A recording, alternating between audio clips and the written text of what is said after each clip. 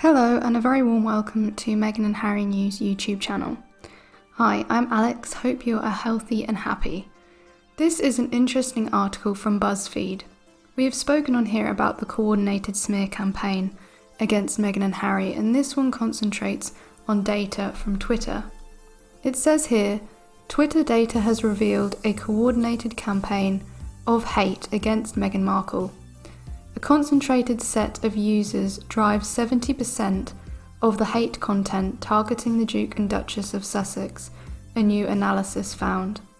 When they say a concentrated set of users, that is the people who are steamrolling the smear campaign, or are the people who are continuously influenced by the toxic articles put out constantly from the UK press and other outlets. An analysis of more than 114,000 tweets about the couple has revealed a coordinated campaign of targeted harassment of Meghan on Twitter, and the 83 accounts responsible for approximately 70% of the negative and often hateful content. On Tuesday, Twitter analytics service bot Sentinel released a report examining Twitter activity related to the Sussexes and found that the majority of the hate and misinformation about the couple originated from a small group of accounts whose primary, if not sole purpose, appears to be to tweet negatively about them.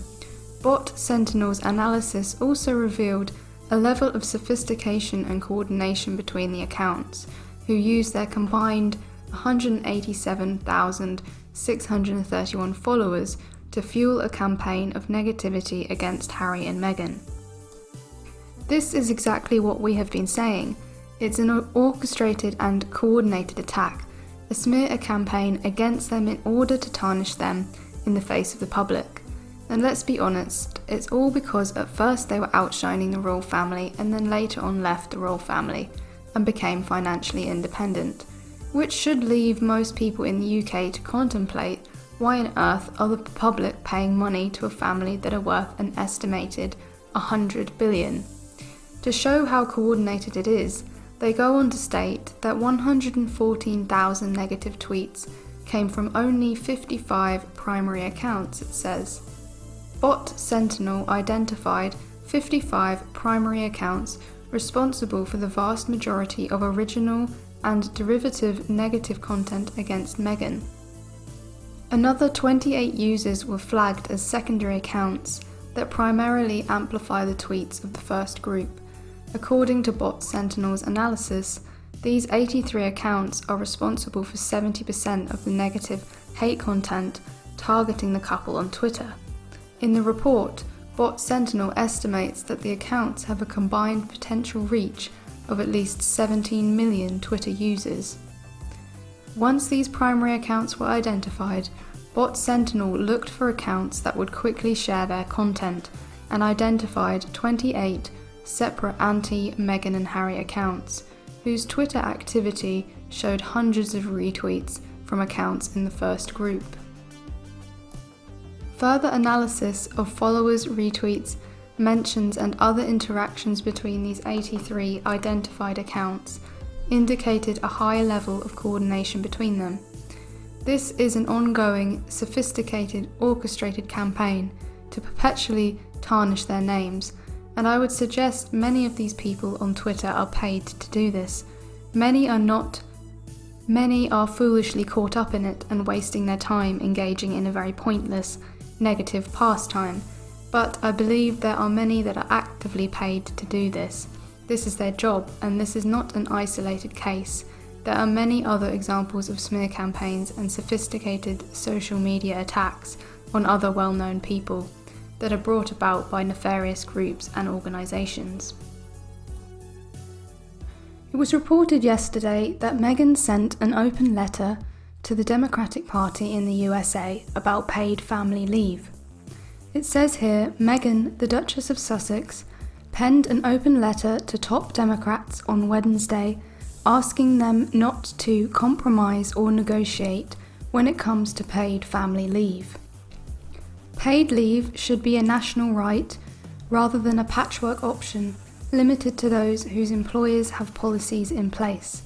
or those who live in one of the few states where a leave program exists, wrote the mother of two. If we're going to create a new era of family-first policies, let's make sure that includes a strong paid leave program for every American that's guaranteed, accessible, and encouraged without stigma or penalty. Her letter comes as progressive House and Senate Democrats are pushing back against a preliminary decision by President Biden and their moderate counterparts to slash funding for a national paid family leave program in a scaled-back version of the bill. As The Hill reported, Biden informed them at a White House meeting on Wednesday that the Build Back Better Act will provide 4 weeks of paid leave benefits instead of the original 12. You see, the problem here is the mantra of Build Back Better seems to be about cutting benefits and cutting jobs by the looks of the news, higher taxes, etc.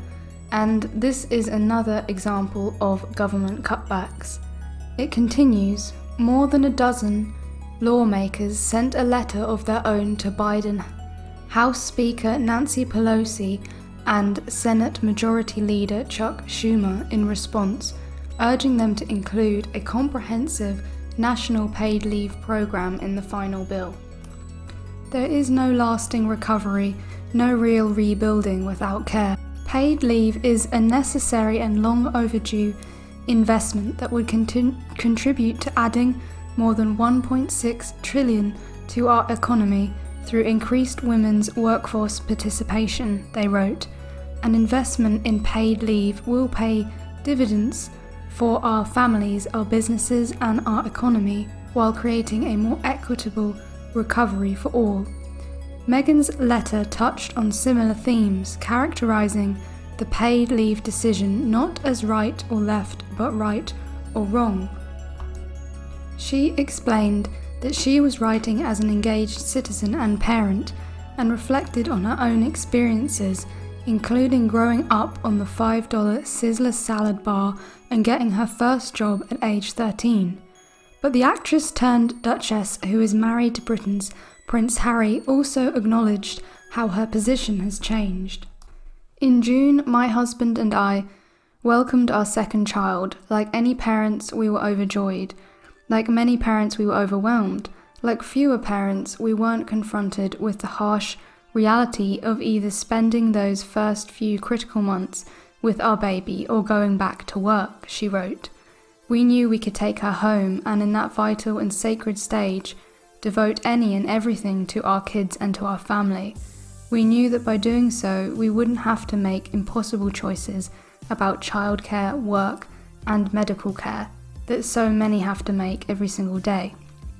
These choices are by no means new, she acknowledged, but have become increasingly difficult during the pandemic as millions of women have had to drop out of the workforce to care for loved ones full-time.